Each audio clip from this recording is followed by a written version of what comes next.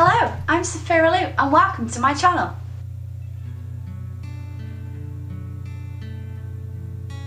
Hello guys, and welcome to the long-awaited Huevember sketchbook tour. This sketchbook I picked up from Tiger in Birmingham. Well, I was in Birmingham at one point, and this, I think it has a total of around about 100 plus pages. I can't remember the exact count. All I know is when I counted, I realised I would have to do 2 to 3 illustrations a day for this challenge. So the idea of this challenge is you get a colour wheel and you can use the hue of the colour. You can change the saturation of it, use any other colours, but as long as the main colour in that illustration is the marker or whatever colour that you're of the day. So I used my promarkers. I found this challenge online. It's a great challenge. It basically challenges you to work with a colour that you wouldn't normally work with. So my equipment in this is mainly my Winsor & Newton promarkers or my Electroset promarkers, my fineliners, which I normally use, which is the unipin or the kuretake fineliner, WH Smith pencils, and white gel pen.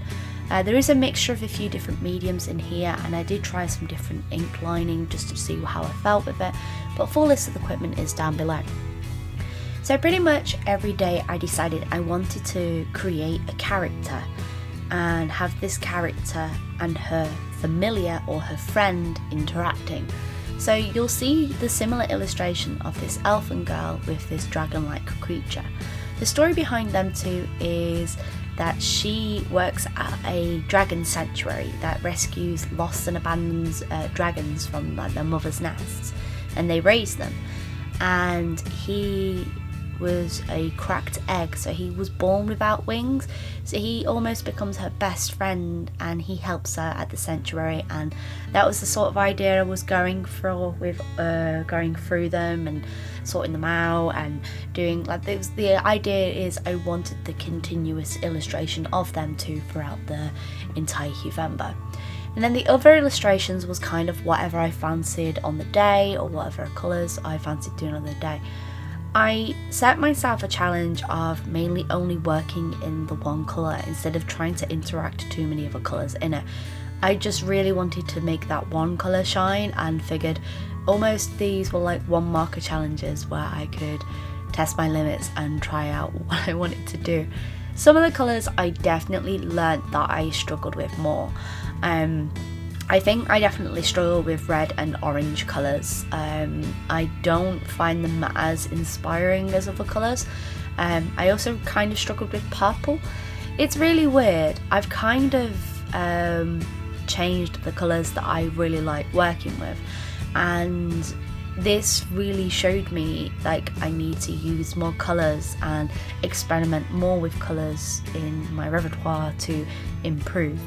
I really do like some of these illustrations and I would love to redo them as full illustrations, and I definitely want to explore this girl and her dragon. They don't have names. If you guys want to name them, you can definitely name them down below. And it kind of got me thinking about the work that I do and the direction of work that I want to take, and it's really interesting. My colours I always used to use was pink, purple and blue, and I've tried to explore more with colour, especially since I went traditional, and I find that I use a lot more green these days, specifically because I do the Plant Witch and the Prickles comic series.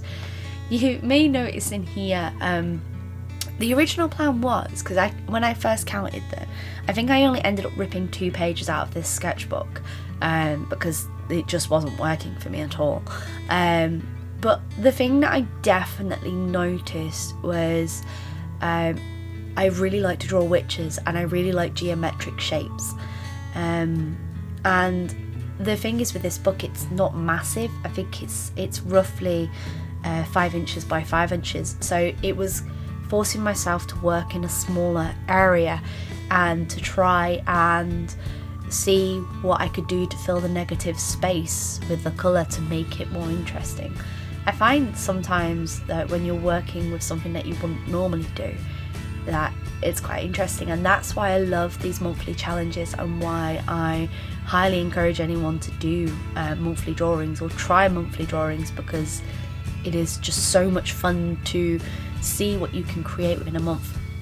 I definitely do want to explore the girl and her dragon a bit more. I just think that it would make a really cute one-off story. It's not something I'd want to do now, but I think I would love to develop them more and possibly do it as a one-off children's storybook. He's basically a dragon who wants to fly, but he can't fly, but learns that he doesn't need to fly to make himself happy, because he has everything that he wants at home, and the love that she gives him and he gives her is just, you know, I like sort of heartwarming children's stories. I guess one of the things I noticed is that I really love using certain colours, and Huevember is fantastic for doing that. And if you haven't done Huevember in November and you're actually doing it in December, like, good on you. Either way, if you are taking part in challenges, even if you didn't get all the way through, you did a really good job to try and do something that you wouldn't normally do, and you should be proud of yourself for that. And if you didn't take part because you were too busy, don't worry, there are always drawing challenges that you can do. You can always set yourself small targets to do, and that's what I think is so good about the monthly draw challenges. I think the best thing about going through this book is when you flick through it and the beautiful rainbow effect that happens. I am absolutely in love with it. I think I would like to do a Huevember zine, but it's not something I would be able to put together as of this moment. It would probably be something in the new year. If you are interested in that, please let me know. I think if I was to do a zine, I'd probably just include most of my favourites in here, just because there's over 100 illustrations, and I don't think anyone would want 100+ illustration zine, because I'd have to, I don't even want to realise how much that would cost to print. But no, I really did enjoy drawing this, and it's gotten, it was kind of a nice way to warm up my day and get myself sorted. I definitely do want to do at some point a pin-up series, which is not something that would kind of be suitable for YouTube, but it's something that I do want to explore, just to have something different, because I noticed as I was drawing all these cutesy things, I sometimes wanted something different in my book, because I don't draw anything dark, because that's not my sort of style, it's not what I do. So I kind of wanted something a little bit cheeky every now and again, so I think I would like to explore the pin-up series at some point as well. I do love this picture of Prickles, he's so sassy. Like I said, the thing is with drawing every single day or doing something every single day, you're not going to like everything you draw, and that's okay.